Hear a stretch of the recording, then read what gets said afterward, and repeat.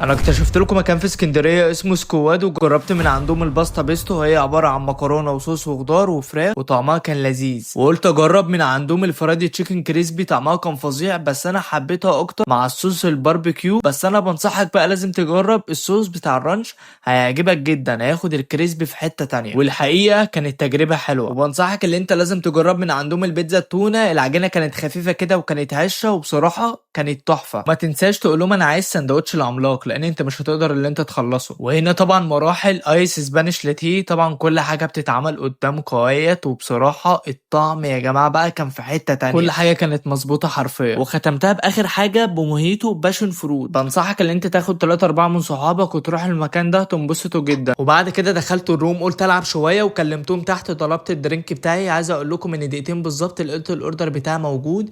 وعندهم اكتر من كذا روم، والمميز عندهم كمان ان كل روم يا جماعه فيها تكييف، فانت تكون قاعده كويسه جدا، وعندك بقى كل حاجه، عندك نتفليكس، عندك شاي، حابب تتفرج على اي فيلم، كل ده متاح. فانا بنصحك لازم تاخد 3 4 من صحابك وتجرب المكان ده، هيعجبك قوي.